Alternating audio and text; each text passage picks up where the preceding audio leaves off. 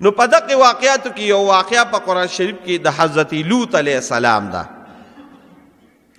او د حضرت لوط علیه السلام واقعه الله په قرآن شریف کې په 14 ځایونو کې بیان کړی ده.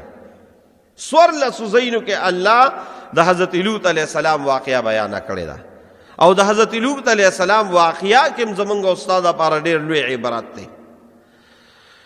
او دا د دې لپاره بیانوم چې مخکینی قومونو کې کوم ګناهونه وو، هغه ګناهونه ګوره زمونږ په دې امت کې دي او په زمونږ په دې قومونو کې دي. نو ورونو هغه خلکو سره الله رب العالمین څه چلو که چې هغه ګناهونه کول. دې دپاره بیانومه چې د هغې قومونو کومه ګناه ده او موږ پکې مبتلا یو چې د هغې نه ځان وساتو، کو شوي رانه د الله نه د هغې معافي وغواړو. دې دپاره دا واقعه بیاني. حضرت لوط علیه السلام د حضرت ابراهیم علیه السلام روارو، او په حضرت ابراهیم علیه السلام باندې ایمان راوړو، او چې څومره تکلیفونه ابراهیم علیه السلام برداشت کول نو حضرت لوط علیه السلام ورسره و. بیا حضرت ابراهیم علیه السلام ته الله وی زه اوس ته د دې عراق بابل ښار نه اوس ته هجرت وکړه. نو راغی د بابل ښار نه هجرت وکړو، فلسطین ته راغی. نو چې کله هجرت کو نو د حضرت لوط علیه السلام سره 3 کسان، د حضرت ابراهیم علیه السلام سره 3 کسانو، یو ابراهیم علیه السلام، یو د وراره لوط علیه السلام، او یو داغه بیبي ساره. چونکه حضرت لوط علیه السلام د ابراهیم علیه السلام سره یو، نو ابراهیم علیه السلام یې تربیت کړو، نو نیک و ډېر زیات. او د ابراهیم علیه السلام چې د پیغمبرۍ څه طریقې کولې هغې ته یې کتل. نو الله رب العالمین چې کله د هجرت وکړو نو حضرت لوط علیه السلام له الله پیغمبري ورکړه او پیغمبر یې وګرځه. او بیا ورته وی یو قوم له لاړ شه. اوس پیغمبري ډېر لوی منصب دی، ډېر لوی مقام دی، خو د پیغمبر بیا ډیوټي هم ډېره زیاته سخت دی. نو حضرت لوط علیه السلام هم یو قوم له راولېږه. دا قوم کوم ځای ورونو، دا د فلسطین او د اردن ترمنځه یو ښار و، یو څو ښاره و، 15 ښاره و، 15 ښاره، او د دقې 15 ښارو دارالخلافه و صدوم. نو دقې صدوم دارالخلافې ته یې راولېږه. او دا علاقه چې کوم د اردن او د فلسطین ترمنځ علاقه د بحر میت سره بحر مردار ډیډ سایډ دې سره خوا کې علاقه وه، ډېره سرسبه او شادابه وه. او د الله چې څومره نعمتونو الله دې قوم له ورکړو. علما لیکي وی دومره نعمتونو او باغونه او دومره غلې او دومره خوشحالۍ وي چې یو کس په باغ کې روان شو نو موږ چې کله د باغ نه شوکه کوو نو لاس ور دغه کو یې اولقو، هغه باغونه به داسې ډک وو چې ده به پسکری پشکری په سر کېښوده او د باغ په دې منځ کې به روان شو نو د هغې باغونو هغه زیلې دومره راځوړندې وي چې ده به لاس نه دغه کو، صرف وهل کېدی به او په هغې شکرۍ به چې د باغ بل اړخ ته به وته نو هغه به د میوو نه ډکه وه. دومره میوې وې پکې، خوشحالۍ وله الله ورکړې وې، یو آسوده حال او یو د انعاماتو د احساناتو یو ډک ښار و، یو ډک ملک و. حضرت لوط علیه السلام چې دې قوم ته راغی نو دوی ته وعظ او تبلیغ شروع کړه، شرک یې کو، او په دې خپل آسوده حالۍ کې او په دې خپل نعمتونو کې مست قوم نو شرک یې کو. شرک سره علاوه د شرک نه نورم ډېر ګناهونه کول، خو یو 3 ګناهونه داسې و چې دا الله په قرآن کې ذکر کړي دي چې دی ډېر خطرناک ګناهونه. قرآن شریف کې الله رب العالمین وی موږ لوط علیه السلام راولېږه، انکم لتأتون الرجال وتقطعون السبیل وتأتون فی نادیکم المنکر. 3 پکې غټ ګناهونه نورو. یو پکې لویه ګناه دا وه چې رهزنو، شکمارو، شوکې به یې کولې. چونکې دا علاقه ډېره آباده وه، خلک به راتلل نو بس چې د پردي ځای نه به خلک راغی بس دوی به ورته ناسو وبیشو کو ډاکومارو او ډاکوماري او شکماري دا خو عظیمه ګناه ده لویه ګناه ده د یو بل یو سړي مال غصب کول په زوره ترې اخیستل دا خو ډېره عظیمه ګناه ده ډېره لویه ګناه ده ګناه کبیره ده او داسې ګناه ده چې بنده نه معاف کړي نو الله دې نه معاف کړي او زمونږ د علما وایي دومره سخته ګناه ده کو یو شکمار او ډاکومار ته ګیر کړي یې پستا په کور باندې د غلا حمله وکړه او ته د سره په مقابله کې شوې نو که هغه د مردار که نو د هغه په مرګ به الله تا نه نیسي د شکمار او د ډاکومار او د غل په مرګ باندې الله څوک نه نیسي ځکه ته د خپل مال حفاظت کې نو په دې الله تا نه نیسي کو قتل دی وکړه شکمار او ډاکومار دی ووجه په دې الله تا نه نیسي او که چېرې ستا د شکمار او ډاکومار سره مقابله راله او ته د خپل مال حفاظت کې او دې دوران کې هغه ته مړ کړي نو سوچا او ښه یقیني الله رب العالمین شهید وګرځولې مقام به د شهدا وي ولې ته د خپل مال حفاظت کې نو زما عزتمند ورونو دا سخته ګناه وه شکماري او ډاکوماري د یو سړي مال غصب کول دا لویه ګناه وه نو یو پکې دا ګناه وه وتأتون فی نادیکم المنکر او بل چې وی ګناهونه کول نو نادیکم المنکر ښکاره به ګناه کوله چې څه قسمه ګناهونه به کول ښکاره به کول پروا یې مړو نه وه او دا مرونو لویه ګناه ده ګناه اسم ګناه لویه ګناه وي ګناه سخت خراب شی دی دومره خراب شی دی چې څومره قومونه الله غرق کړي د ګناهونو د وجې غرق کړي نو ګناه اسم خطرناکه ده الله پې خفه کېږي خو بیا چې ته ښکاره ګناه کې دا بیا ډېره زیاته خطرناکه ده ځکه رسول الله مبارک وایي صلی الله علیه د بخاري مبارک او مسلم شریف دواړو کې دا حدیث دی کل امتی معاف زما ټول امت په الله معاف کی چې کوم ګناهونه یې کړي دي کو الله وغوښتل الله به معاف کی الا المجاهرون مگر مجاهر به الله نه معاف کوي صحابو تپوس کې ارسه مجاهر څه ته وایي مجاهر وی دی ته وی چې ښکاره یو ګناه کوي یا یو ګناه کړي او خلکو ته سبا وایي چې پلان کې ګناه مې وکړی او ډینګری مې کړې ده او یا کلم لګیا دي ګناه کوي دا ډېره سخته ګناه ده اسم ګناه سخته ده چې ښکاره کې دا وګورئ رونو زموږ په دې خپله معاشره کې وګورئ خلک څومره په دې برسر عام په دې ګناهونو کې لګیا دي څوک برسر عام اوس یو سړی دې پټې ګناه وکړه زه الله سره یې معامله ده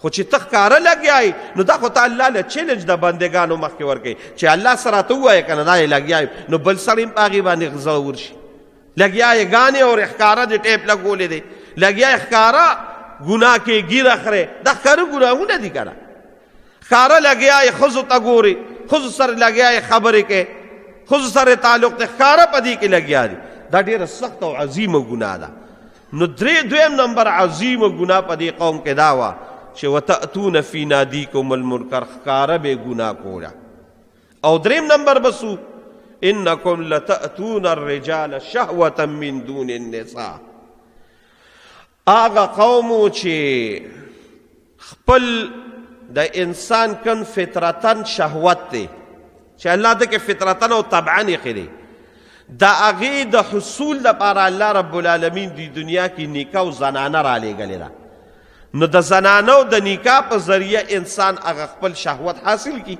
طبعي یو شیز دی او د دنیا بقا په دغه څیز باندې ده نسل انسانیت په دغه څیز باندې دی نو د دې دپاره الله دا انسان کې الله یو قدرتي بلکې انسان پرېږده چې کم زنده سر دی سادار شي دی الله پکې د شهوت د آماده کړي ده نو د دې د حصول دپاره د مسلمانانو دپاره الله رب العالمین حلاله نکاح د ښځې سره دغه کړې ده دوی څه چل کو انکم لتأتون الرجال دوی به راتګ کو د ښځو په ځای سړو تالکانو ته لیواتت به کو او الله وی دا داسې ګناه ده او د دې ګناه دا موجد ایجاد کوونکې دا صرف د لوط علیه السلام دا قوم ځکه چې الله وی ما سبقکم بها من احد من العالمین په مخ د ځمکې دا ګناه د دوی نه مخکې چا نه ده کړې د آدم علیه السلام نه راواله تر د دې ابراهیم علیه السلام د دې قومه پورې دا ګناه بل چا نه وکړی. د دې ایجاد کوونکې دا د حضرت لوط علیه السلام دا قوم. حضرت لوط علیه السلام ورته الله راولېږه دا څه کوې؟ یا د خدای بندګانو شرک کوې، غلاګانې کوې، ښکاره ګناه کوې، بیا د ټولو نه خطرناکه ګناه هغه ګناه کوې چې دا الله رب العالمین د هغې نه په دنیا کې زناورم د هغې نه ساتلي دي. زناورم دا کار نه کوي. انکم لتأتون الرجال شهوة بل انتم قوم مسرفون بل انتم قوم عادون. تاسو خو دا حد هغه ټول حدود کراس کړل. حضرت لوط علیه السلام ورته دا خبرې شروع کړې. هغوی وایي ته خو لیونی وی دا لیونی دا چا راوستی دی او وی موږ نه سم شه، تا ځان ډېر زیات پاکباز راوستی دی. فما كان جواب قومي الا ان قالوا اخرجوهم من قريتكم. موږ نه سم شه او که ته نه سمیږي دا کار به موږ کوو، او که ته نه سمیږي تا به موږ د دې ملک نه بدر کو، ملک بدر به دې کو، د دې کلي نه به دې وباسو. انهم اناس یتطهرون. تا ډېر ځان پاک راوستی دی او ځان ته پاک وې. دا کارونه به موږ کوو او خود په کلم جهر به کوو. لوط علیه السلام دوی ته تبلیغ دعوت شروع کو. یا د خدای بندگانو دا خو هغه ګناه ده چې د ځنګل زناورم الله د دوی نه ساتلی. زناور دا کار نه کوي. زناور نر سره نه میلاویږي سوا د یو زناور نه. هغه خطرناک دغه دی. هغه الله رب العالمین نجس العین ګرځولی دی. نور یو زناورم دا شی نه کوي. دا تاسو څه کوئ؟ لوط علیه السلام قوم ته لګیا دی، دوی یې نه مني. حتی چې د لوط علیه السلام یو بیبي وه واهله، هغه هم دې قوم سره ملګرې شوې وه. فحاشه نه وه خو ملګرې وه. په لوط علیه السلام ایمان نه ونړه. لوط علیه السلام الله ته زاریګانې کوي چې خدای پاکه زما له خو دې قوم لوی وچو، زه خو دې قوم ډېر خفه کړم ځکه چې هغه ګناه کوي چې هغه په مخ د کائنات کې چا هم نه ده کړی. بس الله ته یې یو سوال وکړو، وی خدای زما دا قوم تباه کړي، زما دا قوم رونیسي. الله یې دعا قبوله کړه. د دقه قوم د تباهۍ دپاره الله رب العالمین فرشتې راولېږلې. قرآن شریف کې الله رب العالمین دا واقعه په تفصیل سره بیانوي. ولما جات رسلنا، زمونږ فرشتې راغلې. نو اول ابراهیم علیه السلام له راغلې. نو ابراهیم علیه السلام ته د ماشوم زیری ورکړ. ولما جات رسلنا ابراهیم بالبشرا قالوا سلاما. هغه وی وعلیکم السلام. نو مهلمانو ابراهیم علیه السلام ډېر زیات مهمان نواز و. زر یې وله یو سقی حلال که او روی ته یې کړی والا او سقی یې ورته کېښوده. فجاء بعجل حنیذ. چې سقی یې ورته کېښوده، مهلمانو هغې سقي ته کتل او خوراک یې ته نه کو. او ابراهیم علیه السلام ته هم کتل. ابراهیم علیه السلام ویارېده. قرآن شریف کې دي فلما رأى ایدیهم لا تصل الیه نکرهم و اوجس منهم خیفه. چې کله ابراهیم علیه السلام ولیده چې دوی خدا خوراک نه کوي، نو د ابراهیم علیه السلام وره دا علماء لیکلي دي د ابراهیم علیه السلام په وخت کې چې بچا د چا خوراک نه کو، نو چې دا کم د کور خوراک بچا نه کو، دقې سړي ته به د ده ارادې ښه نه وي، دقې سړي ته ارادې به ښه نه وي. نو ابراهیم علیه السلام ویل چې سړو خو جوړې ارادې ښې نه دي. فلما رأى ایدیهم لا تصل واوجس منهم خیفه، ویارېدل. نو قالوا لا تخف، هغوی ورته مه یارېږئ. وی ولې څنګه نه یارېږم؟ وی انا ارسلنا، موږ خو فرشتي یو. بس ابراهیم علیه السلام بیا زړه په قلار شو. څه له راغلی یې؟ وی دوو خبرو له راغلي. یو خو دې له راغلي چې الله به تا ته الله سوالونه الله ته دې کول، نو الله به له زوی درکوي. تا د الله نه زوی غوښته، نو الله رب العالمین به زوی درکوي. او دویم نمبر دا دی چې موږ ستا رواره کم رواره دی ان ارسلنا الی قوم لوط، موږ د حضرت لوط علیه السلام کم قوم دی د هغې دا عذاب دپاره راغلي یو. وامرأته قائمه، دې خو یې بیبي ولاړه وه. فضحکت، نو په خندا شوه، دا خندا یې د تعجب وه. فبشرناه بغلام حلیم، ښه زمونږ به بچی کېږي او موږ ته د بچي زیری راکې. دا به څنګه کېږي؟ ابراهیم علیه السلام ورته وایي انا بالی وهذا شیخ، زه خو بوډا یم او ښځه مې شنډې ده، الله وی دا الله فیصله کړې دا الله بر زوی درکوي. بس ډیر زیات خوشاله شو. وی دویم سوی خبر راغوي ان ارسلنا الی قوم لوط، من خو د قوم لوط د تباهی د پاره راغلی، هغه قوم غرقو. قرآن شریف کې الله رب العالمین وی چې فلما ذهب ابراهیم الروع وجاده الوحی یجادلنا فی قوم لوط، د قوم لوط باره کې ورسره په بحث شو. هلته زما رواره دی، زما رواره ورغلی دی، هغه د هغوی اصلاح کوي او انشاءالله ټیک بشي او ایمان به راوړي. مه کوئ داسې یجادلنا فی قوم ان ابراهیم لأواح حلیم. ابراهیم علیه السلام انتهایی بردبار و، زړه نه ډېر زیات نام و. فرشتې ورته یا ابراهیم اعرض عن هذا، لر شه ابراهیم علیه السلام، انه قد جاء امر ربک، الله فیصله کړې ده، وانهم آتیهم عذاب غیر مردود، او دا الله چې کوم د عذاب فیصله کړې ده دا چرته هم نه رستو کېږي. نو هلته خو زما رواره دی، هغه سره به څه چل کوئ؟ وی الله به هغه له نجات ورکوي او اهل له به هم ورکوي، خو ښځه به الله رب العالمین په دغه عذاب کې هم د خپل قوم سره الله غرق کوي. بس چې دا خبره وکړئ، بس چې د الله د طرف نه فیصله ده، بیا خو زه څه نشم ویلی. وی ځئ ورځئ. دغه فرشتې یو حضرت جبرائیل علیه السلام یو حضرت میکائیل علیه السلام او 10 نورې فرشتې وي. ولما جاءت رسلنا لوطا سیء بهم وضاق بهم زرعا، را روانې شي فرشتې او فرشتو څه چلو کو، د خشته مزیدارو الکانو په شکل یې ځان جوړ کړ. فرشتو ته خدای اختیار دی چې ځان څنګه شکل جوړولی شي جوړولی شي. خشته الکان یې د ځانه جوړ کړل، اعلی خشته ښکلي واړه واړه الکان دی د ځانه جوړ کړل او را روان شو د لوط علیه السلام بستې ته. د لوط علیه السلام یو لور مبارکه وه، هغې چې د هلکانو لیدل میلمانو، وي تاسو خو میلمانه یې وي د چا؟ وی د حضرت لوط علیه السلام. دقه په منډه لوط علیه السلام لراله خپل بابا وی راشه میلمانه دي. میلمانو ته خلق خوشحالیږي خو میلمانه بل شان دي، ځکه خشته هلکان دي او زمونږ قوم خو په دې مرض کې مبتلا دی. هغه هلکان چې راله لوط علیه السلام له قرآن شریف کې الله رب العالمین وی ولما جاءت رسلنا لوطا سیء بهم وضاق بهم زرعا، په خپل زړه کې ډېر زیات خفه شو او دا ځمکه پې تنګه شوه، دا زړه پې تنګ شو.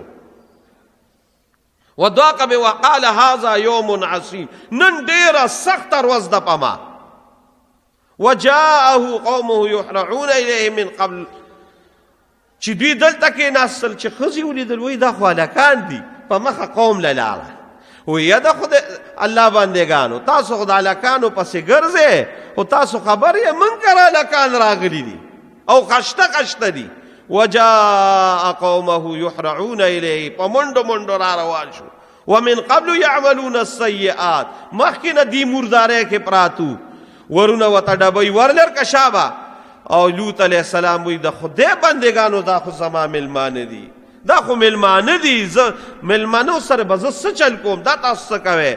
یعملون وقال هؤلاء بناتي هن اطهر لكم، دا زما بچې دي د قوم دا لونه دي، دا بس تاسو د پاره په نکاح باندې درکم.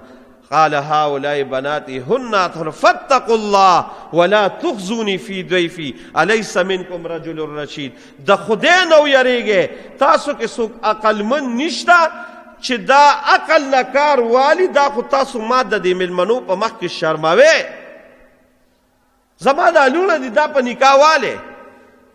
هغوی ورته وایي دا جواب وورئ، دا ګورئ قرآن کې دي 12مه سپاره کې دي. دی ورته څه وایي؟ قال لقد علمت ما لنا في بناتك من حق. وی لوط علیه السلام تا ته پته نه لګي چې ما لنا في بناتك من حق، زمونږ په ښځو کې کار نشته، موږ زنانو سره نکاح نه کوو. وانک لتعلم ما نريد، او تا ته پته ده چې موږ دا عظیمه ګناه د هلکانو دا کار کوو. ښکاره ورته لګیا دي، ښکاره یې دا واقعه چې کله الله رب العالمین جناب محمد رسول الله صلی الله علیه وسلم ته بیانوي کنه، اوهو د قرآن د انداز تاسو وګورئ. دا په 14مه سپاره کې هم ده، دا په 8مه سپاره کې هم ده، دا په 12مه سپاره کې هم ده، دا په 20مه سپاره کې هم ده، دا په 20مه سپاره کې هم ده. ټوله مفصل واقعه ده، الله بار بار بیانه کړې ده. اکثر زه دا واقعه بیانوم نو بعضې ملګري وایي دا واقعه مه ځکه چې دا خو ډېر داسې نازکې خبرې. زه هم د الله قرآن په قرآن شریف کې 19 ځایونو کې بیان کړې ده. موږ یې څنګه نه بیانو؟ د دې قوم اصلاح چې په دې طریقه نه کېده په څنګه کې؟ اوهو چې دا خبره ورته وکړه نو الله رب العالمین د دواړو جهانو سردار ته څه وایي؟ وایي لعمرک. دا خبرې چې دوی ورته وکړه زموږ ښځو کې کار نشته، موږ له هلکان راوله. نو د دواړو جهانو سردار ته الله وایي لعمرک. وایي زما د ستا د سر نه راوله تر د ویښتو پورې په دې ټول وجود او ستا په ټول عمر مې د قسم وي. دا ګوره پیغمبر علیه السلام لپاره ډېر لوی. ستا په ټول عمر مې د قسم یې د دواړو جهانو سرداره. الله داسې په یو انداز ویلې ده انهم لفی سکرتهم یعمهون. دا ظالمان دي، دا ظالمان، دا د خر بچي، دا د لوط علیه السلام دا قوم. انهم لفی سکرتهم یعمهون. په دې خپله بدمستۍ او په خرمستۍ کې مدهوش وو. الله وایي داسې ظالمانو چې ښکاره لوط علیه السلام ته وایي موږ د زنانو نکاح نه کوو، د هلکانو دا کار به کوو.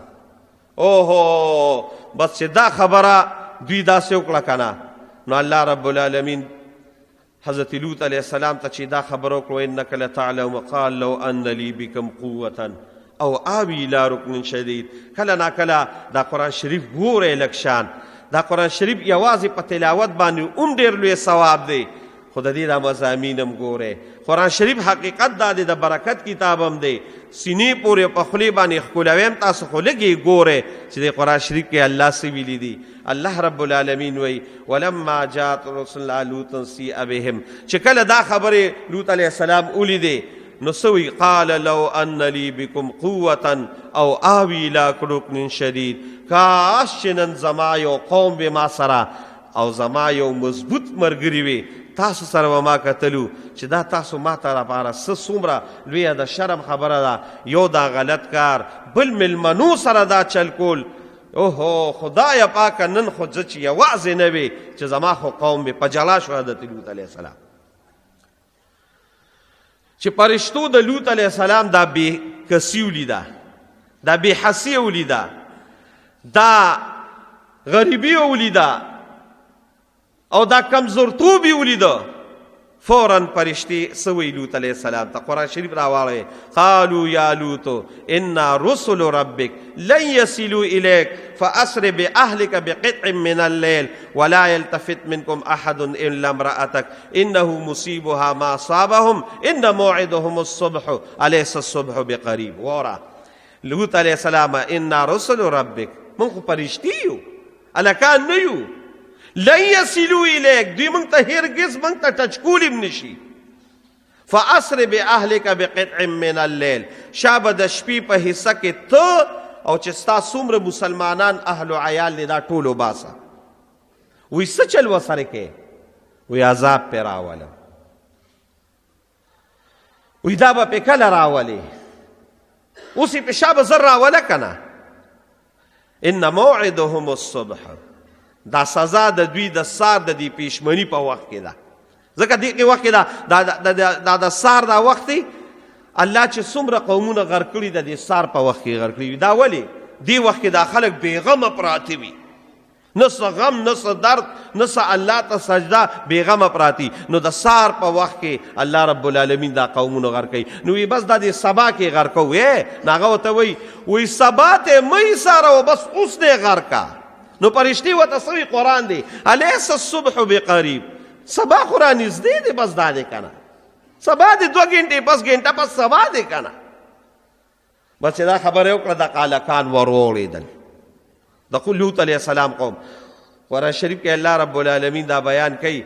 حضرت جبرائیل علیه السلام دا پر راواغېسته ووی والفې. نو چې څنګه یې پیو الله قرآن کې دي نو سترګې یې ړندې شوې. او چې سترګې یې ړندې شوې نو دې پر سره څه چلو شو؟ لاسونه یې یو خوا لاړل، خپې یې بل خوا لاړې، سر یې بل خوا لاړ او تنې بل خوا لاړ. او لوط علیه السلام ته الله وایي اوځه. او چې د سار وخت شو الله اکبر فاخذتهم الصيحة مشرقین. څوارلسمه سپاره ګوره الله په د سار په دې وخت کې جبریل علیه السلام یو تیزه کریکه وواله. نو دې کریکې سره څه چلو شو؟ دې کریکې سره د دوی زړونه وچاودل. دا داسې دا یو اواز ما په دې نټ باندې یو د امریکې یو جهاز کته سوپرسانیک وی دې په یو ډېر لوی هایټ باندې برزي.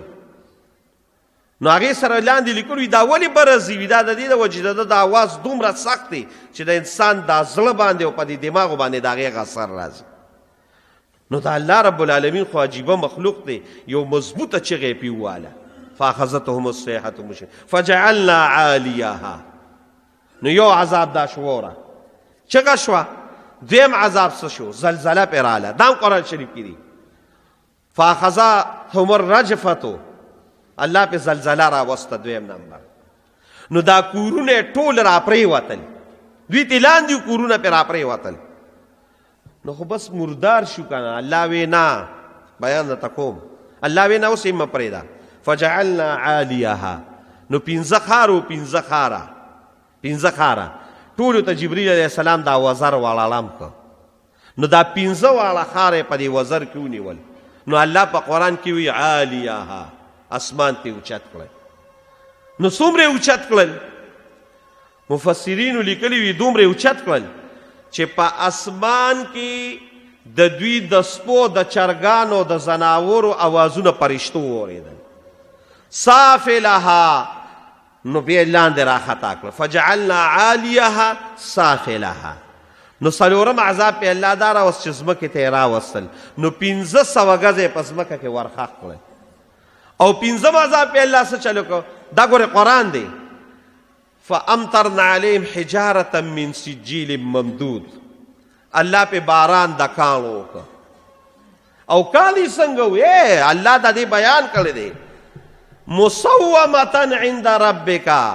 یو خو پی در پی دا بارانو د کاڼو، داسې نه چې یو کاڼی واورېده. لا یو کاڼی به ځمکې ته نو راغلی چې الله به بل رالیږه. مندود لفظ راغلی دی. او مسومة عند ربک. الله دومره غصه چې د لوط علیه السلام دی قوم کې چا د هلکانو دا کار کړی دی، د ټولو د هر یو نوم یې په هر یو کاڼي باندې ولیکه او ځمکه کې ورخه کړه. د پاسه پې دا کاڼي او د پاسه پې دریاب راواړو چې نن ورته تاسو بحر میت، بحر مردار او ډیډ سیډ ورته وایې. نن هم د اردن سره دا دریاب نن هم موجود دی او داسې اوبې دي، داسې اوبه چې هغه اوبې داسې ثقیلې دي چې د سره پکې زنده سر ډینسټي یې دومره زیاته ده چې د سره پکې زنده سر د سر وخت نشي تېرولی. کب په هغې کې نشته، شمشتی په هغې کې نشته، مگرمچ په هغې کې نشته، وخت نشي تېرولی. اوبې ثقیلې ده. دویم نمبر وره دا د الله د عذاب هغه اثار نن هم دي. ځکه د الله په قرآن کې موږ ته بیانوي فانظر کې وي لږ ګورئ ورته که نه، لږ یې ووینئ ورشئ. تاسو ته لنډې وي لږ ووینه د حجاز خلکو ته، د مکې مکرمې خلکو ته الله وي. نو دومره ثقیلې اوبه دي چې هغې کې د انسان بچي نه ډوبېږي. لکه څنګه چې دلته په دې ټوب باندې سړی کینې او ګرځي پکې، هلته چې په هغې اوبو ته ځان ور وغورځې نو پکې ډوبېدل نشته، لکه د ټوب په پکې روانې. دا د الله د قهر او د غضب مذهب. دا ولې وروڼو زما د خبرې مقصد ته دې ته ګورئ. دا د څه د وجې؟ دا هغه ګناه یې کوله چې په مخ د کائنات کې د هغې ګناه نه ځناور هم ځان ساتي. وروڼو دا ګوره ډېره انتهایي خطرناکه ګناه ده. د هلکانو دا کار، دا بچه بازي، دا هلکان ساتلو، او دا داسې ګناه ده. زموږ یو لوی امام دی امام ذهبي وره. بعضې خلک وایي موږ خاص هلکانو سره ګرځو. امام ذهبي په دې باندې یو کتاب لیکلی الکبائر، په هغې کې لیکلي دي چې کوم سړی ښکلي هلک ته نظر کوي، ګوري و تاسې، او کوم هلک سره لاس میلاوي، یا یې په لاس اچولي یا یې ځان سره ګرځوي. دویم نمبر دا کوم چې دا ورسره دا غلط فعل کوي، سواء دا درې واړه برابر دي. ګورئ چا به هلک دا کړي وي، زه خو په ښه نظر وي، زه خو ته په بد نظر نه ګورم. په بد نظر ورته ولې ته نه ګورې؟ څوک داسې چل کوي ته ځان سره هلک ساتلی وي. او څوک پکې راته شعرونه هم بیان کوي چې پس زړه کې داسې عیب نه وي، رحمان او ښکلې مخ ته په کتو کې ګناه نشته. ولې نشته؟ وی دا چې رحمان بابا، نو رحمان بابا څه پیغمبر خو نو، زموږ دپاره څه دلیل خو نه دی رحمان بابا. یو ښکلی شاعر و، یو عاشق رسول و، ټیک شو. د شعر د هغه شعر خو زما دپاره دلیل نه دی. ما ته خو الله وایي چې ښکلې مخ ته به نه ګورې، په شهوت باندې به نه ګورې، د جینۍ مخ ته به نه ګورې، که ښکلې دی او که خراب دی ورته به نه ګورې چې پردی جینۍ ده. هلک دغه دی او دغه دی زموږ د علماو د حدیثو دغه راغلی چې کوم ښکلې نه به ګورې ورته، ځانه به یې لرکې، نو ته به یې ښکلې دی او په زړه کې دی. او دا د رحمان بابا شعر هم نه دی، دا دغه څه داسې دی د بچه بازانو جوړ کړی دی.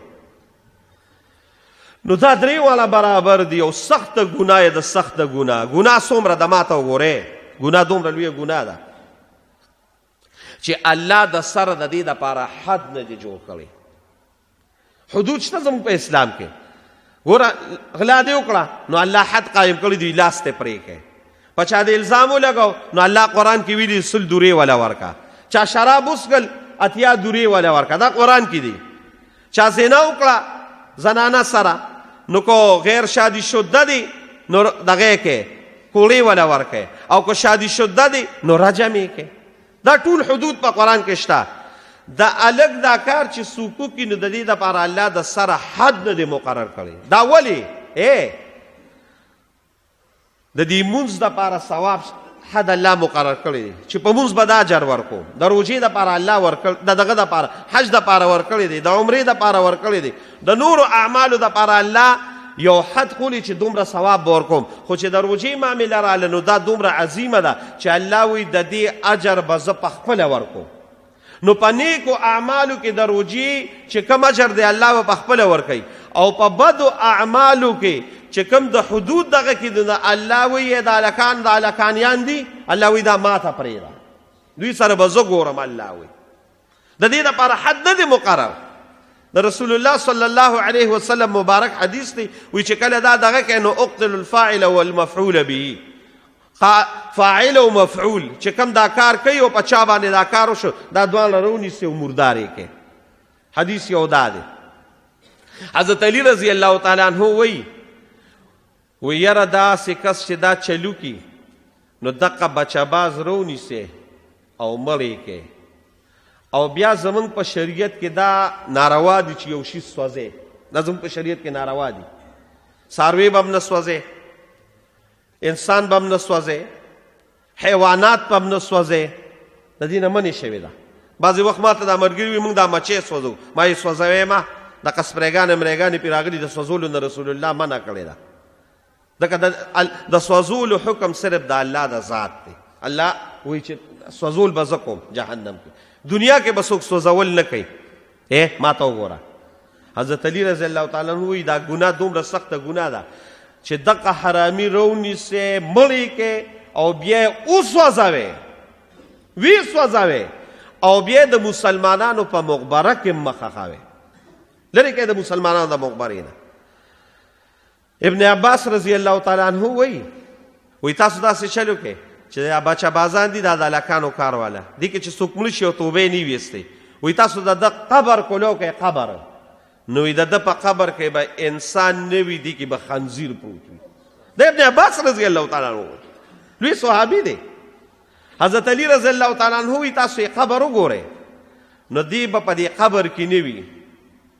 نو مرګرو یې تپوس وکړي چې قبر کې نه وي چېرته به تلي؟ وایي الله به عمدې د قوم لوط هغې ځای ته الله رسولي. دا زموږ د معاشره کې تاسو وګورئ چې هلکان ساتلي دي، څوک هلکانو سره ګپونه شپونه او لګیا یې جګړې پې کوي.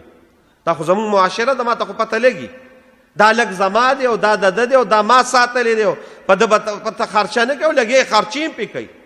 او د 15 کالو هلک به یې د 40 کالو هلک سړي سره به ګرځي. زه دې پلار ته سلام کوم چې یا د خدای ظالمه ته دومره نښه چې دا د 15 کاله هلک څنګه د 50 والا کالي سره سړي سره ګرځي. او بیا چې کور ته هلک راشي ګړۍ هم اچولي، موبایل هم ورسره وي، ایزیلوډ هم ورته شوي، جامې هلک. نو ظالمه بدبخته پلاره ته خو یې د ده نه تپوس چې دا د کوم ځای نه راغلی؟ لویه ګناه زموږ د دې پلارانو هم ده. دا بې غیرته دي. زه ښیم پاکستان کې خلک ایوارډونه په نرتوب باندې ورکوي، زه یم دقه چې دا د کوم هلکانو دا زامن دي او دوی د هلکانو سره پرېښي دې پلارانو له د بې غیرتۍ یو ایوارډ ورکوي. دومره پیغل د بچی تپوس کوه د دې تربیت خو پتا باندې فرض دی. نو پلار هم تپوس نه کوي ها هلکه دا خو ډېرې ښې جامې دی اچولې دي، ډېر ښه واسکټ دی اچولی دی، ډېره ښه ګړی دی او لاکټ دی اچولی دی، ته یې تپوس کوې دا کوم ځای و؟ نو لوی مصیبت زموږ په خلکو کې دا دی لګیا یې جګړې پې کوي یار مې ساتلی دی. ته د دې ګناه نه خبر یې؟ سار مې یو حدیث کته، سار مې حدیث کته، قسم په خدای وي په څلورو موقعو باندې الله رب العالمین د غضب او د قهر انتها وي، قهر او د غضب انتهای وي به. یو په هغې موقع باندې چې کله هلک د ځانه د جینۍ دا لباسونه واچي او د جینۍ دا تشبیحات جوړ کړي او دا لوی لوی ویښته او دا شونډې سرې کول او دا روزي جوړولو دا د هلکان کوي. دغې وخت کې الله رب العالمین ډېر په غوسه یا ظالمه ته خو ما په یو تخلیق د انسانیت د سړي پیدا کړی، تا دا تخلیق ولې بدل کړ؟ لا تبدیل لخلق الله، ولې دا الله دا خلق بندی؟ او کومه ښځه چې د ځانه هلک جوړ کړي دغې وخت کې د الله رب العالمین قهر په انتها باندې ځان له دا ویښتې جوړ کړي وي او د هلکانو په شان لګی پینټونو دغې اچولي وي. او دریم نمبر چې کله دا لیواتت کېږي نو د الله رب العالمین قهر په دغې څومره قهر وي دا هم درته وایم.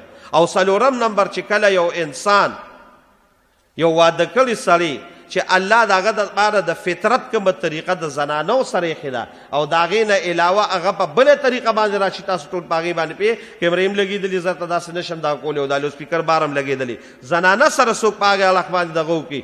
دغې وخت کې د الله قهر دومره په غضب چې ویې وایي دې اسمانونو کې د اسمانونه د الله د دې قهر او د غضب د وجې وایي صورت اخلاص شروع کړي او وایي ځمکه الله ته وایي چې الله دې سړي باندې ما ورچې نه چې چیخړي کړم، وایي غرونه الله ته وایي چې موږ پې ور واچوه چې موږ یې رله چیخړي کړو، وایي اوبه دریابونه الله ته وایي چې نن ته دومره په قهر یې موږ ته یې پرېږده.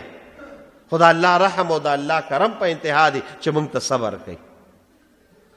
نو وروڼو د دې څیزونو نه تاسو ته کشر پل ته خصوصا په مینت او په زارۍ باندې هم د دې څیز د مشرانو ته هم د دې څیز نه ځان ساتئ، زموږ د تباهۍ او د بربادۍ لوی ذریعه ده.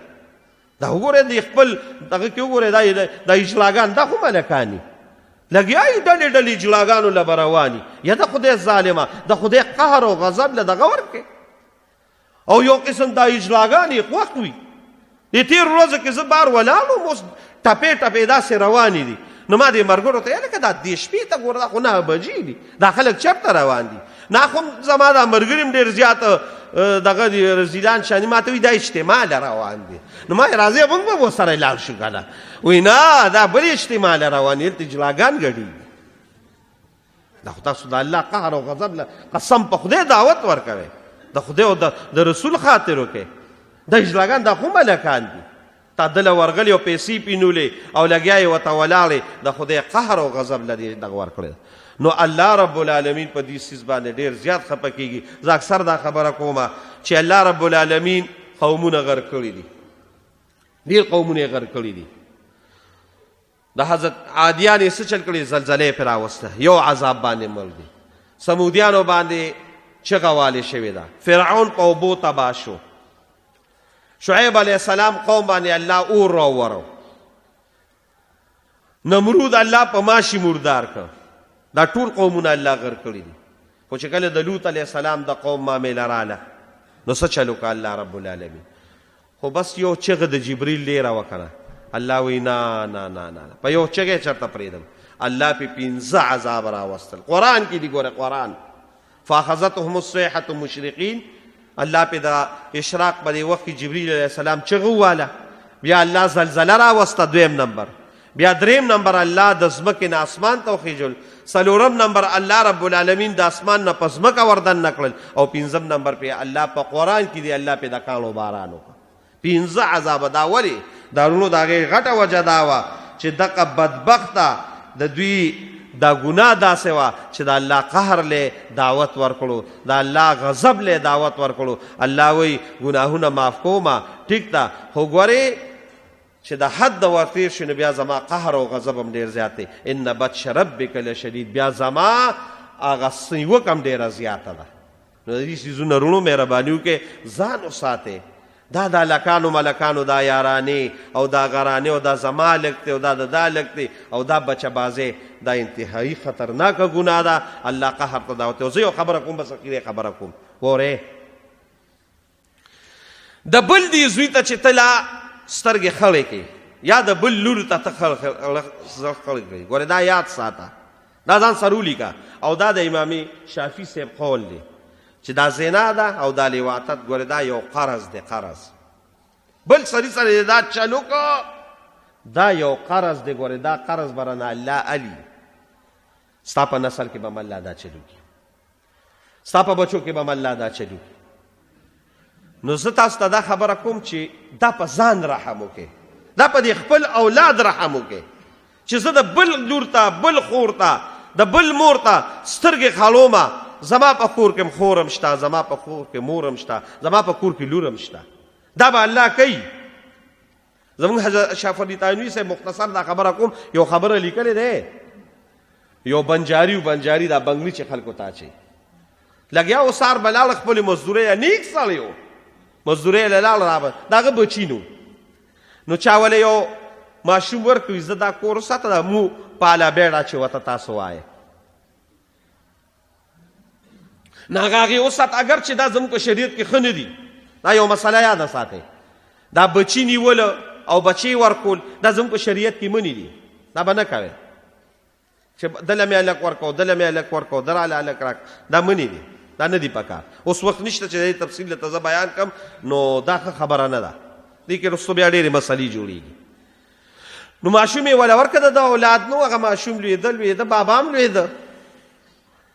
هغه ماشوم د زلموټوب د دغه کې قدم کېښوده. چې قدم یې کېښوده، یو ځل کور ته راغی او دا بنجاري چې کور کې ښځې ته وکتل، ښځې یې جاړي، ډېره نیکه ښځه وه چې جاړي. دې ورته کېناست، ولې ښځې دا ولې اوس دا جاړي خبره نه کوي. او ورته یې نن خو چې دا شروع کوي جاړه، خیر ښځه یې رضا کړي، دا ولې؟ وایي دا کم بچي چې موږ ساتلي وو او موږ لکه د اولاد ساتلي وو، نن چې راغی نو زما د لاس لا سړی پیږي په دې په داسې انداز زور ورکړه چې د ده د زړه اراده ښه نه وه. زما لاس لی زور ورکړه چې دا خبره د پلار د بنجاري ته وکړه، هغه په ژړا شو او په الله ته په سجده باندې پرېوته، خدایه ما معاف کړې، دا معاف کړې. ښځې ورته دا ولې خپې په دې کار خو خپې ما، خو دا کار وشو ولې څنګه خبرې؟ نن چې کله زه بار ته لاړم، ما دا بنګړي خرڅول، یو زنانه وی یاره دا بنګړي زما په لاس نه ورځي. نو اوس هم دا بدبخته خلک په دې مارکیټونو کې لګوي، دې ښځو ته بنګړي اچوي، اوس هم کوي دا. نو یا زنانه ما ته وي چې ما ته دا بنګړی واچوه، نو چې هغه لاس راکړو، نو انسان سره خو نفس او شیطان شته. نو ما هغې لاس له داسې د شهوت او د زړه د بد ارادې په طور باندې زور ورکړه. نو چې ما هلته د بل لور له زور ورکړه، دلته زما ښځې له زور ورکړه. دا روڼ ګورې یو قرض دی، دا مه کوئ. دا چې زنانه ته ځان ورلنډې دي، زنانه ته ګورې نو ځان تصور کې خپل اولاد هم راوله. رسول الله مبارک ناسو، یو کس مسلمان شو.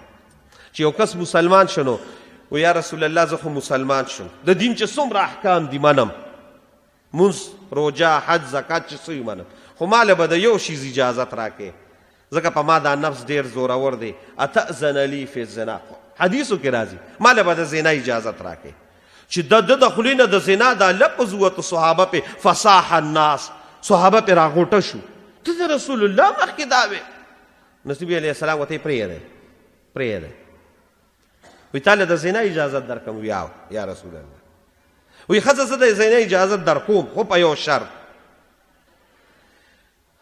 کو د یو سړي راپاسي او دا زنا ستا مور سره کوي، ته به دا وګڼې؟ وایي نه، زه یې هم بد ګڼم او بل به هم بد ګڼي.